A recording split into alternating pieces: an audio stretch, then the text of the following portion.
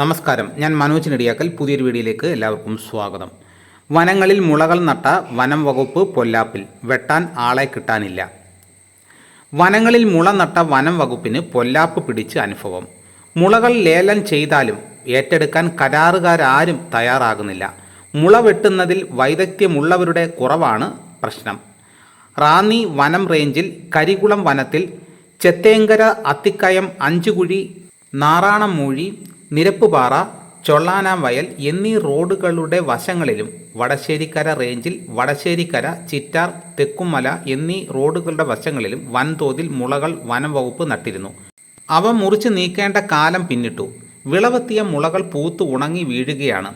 ഇടയ്ക്കിടെ അവ റോഡുകളിലേക്കും വീഴും. പിന്നീട് വനപാലകരെത്തി മുറിച്ചു നീക്കുകയാണ്. പുറം നാടുകളിലെത്തുന്നവർക്ക് മാലിന്യം തള്ളാനുള്ള ഇടമായി മുളംകൂട്ടങ്ങൾ മാറുകയാണ്. ഹിന്ദുസ്ഥാൻ ന്യൂസ് പ്രിന്റ് ലിമിറ്റഡിന് വേണ്ടിയിട്ടാണ് വനങ്ങളിൽ മുളകൾ നട്ടത്. പേപ്പർ ഉൽപ്പാദിപ്പിക്കാനുള്ള അസംസ്കൃത വസ്തുവാണ് മുളകൾ. കേന്ദ്ര സർക്കാർ പേപ്പർ മില്ല് ആരംഭിച്ചപ്പോൾ നിശ്ചിത ശതമാനം വനങ്ങളിൽ മുളകൾ നടണമെന്നാണ് സംസ്ഥാന വനം വകുപ്പിന് നിർദ്ദേശം നൽകിയിരുന്നത്. ഇതേ തുടർന്നാണ് വനം വകുപ്പ് നടപടി ആരംഭിച്ചത്. മുൻപ് മുളകൾ വൻതോതിൽ ലേലം ചെയ്ത് വിറ്റിരുന്നു. അച്ചൻകോവിൽ സ്വദേശികളാണ് മുളകൾ വെട്ടുന്നതിന് പണിക്കാരായി എത്തിയിരുന്നത്. അവരാണ് കരാറുകാർക്കായി പണിയെടുത്തിരുന്നവരിൽ അധികവും. പ്രായാധിക്യമായതോടെ പണിക്കാർ ഇപ്പോൾ രംഗത്തില്ല. പുതുതലമുറ പണിക്കെത്തുന്നുമില്ല.